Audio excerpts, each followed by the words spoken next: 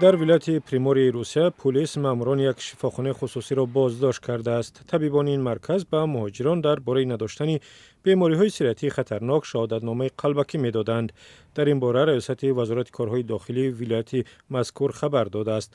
مفتشان معین کردند که فعالیت غیرقانونی از جانب مؤسس مدیر کل سرطبیب بیمارخانه خصوصی تشکیل کرده شده است. وزارت کارهای داخلی میگوید مهاجران از معاینه طبی نمی‌گذشتند ولی شهادتنامه می‌گرفتند. شهروندان خارجی با استفاده از سندهای قلبکی، پتنت، اجازه اقامت موقت گرفته برای مهاجرت ثبت نام شدند. نیروهای امنیتی معین کردند که شفاخانه خصوصی اجازهنامه فعالیت را غیر قانونی به دست آورده است.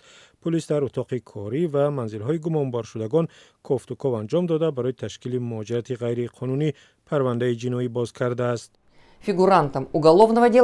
гумонбарон ба амалҳои ҷиноӣ айбдор карда шуданд. онҳо аз рӯи моддаи 91 кодекси мурофиавии ҷиноятии Русия боздошт шуданд.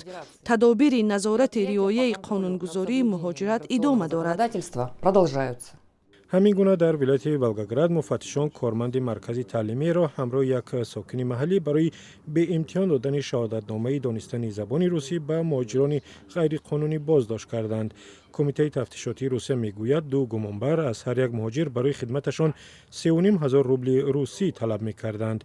طبق حساب نیروهای امنیتی بازداشت شدگان در مدت 2 سال از مهاجران تقریبا 600,000 روبل گرفتند. حالت همسان در ولایت کیمیرو به قید گرفته شده است. مقامات انتظامی میگویند دو زن روس که به حیث صاحبکار انفرادی کار میکردند از مهاجرانی که عموما زبان روسی را نمیدانند به طور ساخته امتحان قبول می‌کردند. برای بازداشت این دو زن نیروهای وزارت کارهای داخلی، خدمات فدرالی امنیت، کمیته تفتیشات و گواردی روسیه سفربر شدند. اتاق‌ها و خانه‌های آنها را کافت و کاو کردند. کمیته تفتیشات نسبت به 2 نفر پرونده جنایی باز کرده است. در همین حال کاربران رادیو آزادی روز 29 می از نزد خدمات مهاجرتی شهر سنت پتربورگ نوار فرستادند که در آنجا تجمع زیادی مهاجران به نظر می رسد.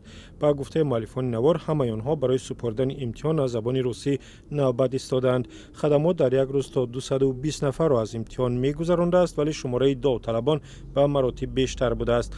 هم صحبت ما میگوید در پی تفتیشات چند مرکز تعلیمی دیگر که از مهاجران امتحان می گرفتند بسته شدند. بنابراین در نزد خدمات نوبت طولانی به عمل آمده است. 2 هفته قبل ولادیمیر کالاکولتسف وزیر کارهای داخلی روسیه در جلسه معرفی رهبران نوی ریاست‌های نهاد در شهر و منطقه طلب کرد که مبارزه با دادن شهادتنامه‌های قلبکی به مهاجران سخت‌تر کرده شود.